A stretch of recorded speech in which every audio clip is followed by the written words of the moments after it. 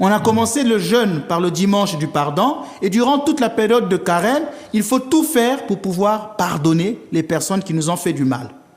Et cela par une prière régulière. Donc, le jeûne en lui-même ne peut pas porter du fruit s'il n'y a pas ces trois éléments. Je vais vous raconter une histoire. C'est Saint Macaire. C'est Saint moine du désert. Un jour, le démon est apparu à Saint Macaire et lui a dit « Macaire, tu pries beaucoup, hein ?» Et Macaire lui a dit « Ah bon ?» Il dit « Mais oui, mais moi aussi je fais comme toi. Tous les jours, je parle à Dieu. » Un autre jour, le démon apparaît à Macaire. « Macaire, tu passes toutes tes nuits à prier. Tu ne dors pas. » « Mais moi aussi, je le fais.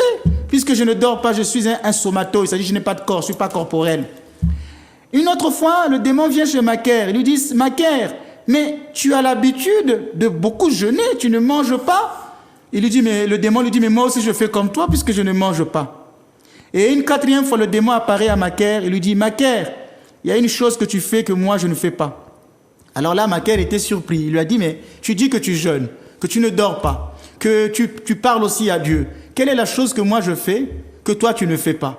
Et le démon lui a dit « Tu es humble. » Parce que le démon, lui, n'aime pas l'humilité. Le démon n'est pas humble. C'est pourquoi le démon a peur de la Vierge Marie.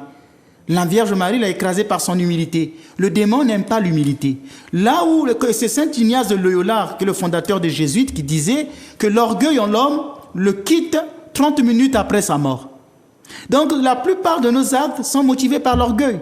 Les colères, c'est motivé par l'orgueil, je veux lui montrer. C'est motivé par l'orgueil, je veux faire ceci, je veux faire cela. Tout ça, c'est motivé par l'orgueil.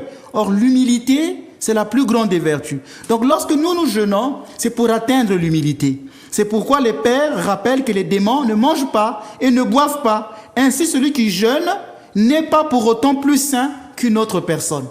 Je préfère aller au carnaval que de passer mon temps dans la rancune, dans la haine et à mentir les autres. Pourtant, je vais tous les jours à l'église. Entre ceux qui sont allés au carnaval et ceux qui sont à l'église, parfois, quelles sont les meilleures personnes? C'est pourquoi je viens de vous dire que ce n'est pas parce que quelqu'un jeûne qu'il est pour autant saint. La vraie vie spirituelle consiste à entrer dans l'humilité et dans la charité. Si on n'a pas atteint le degré de l'humilité et de la charité, du pardon des offenses, en quoi vont servir toutes ces prières que je vais faire? Ainsi, au jeûne, il faut joindre la prière personnelle, la lecture des Écritures. Maintenant, dans l'Église orthodoxe, nous avons des prières que nous faisons au temps de carême.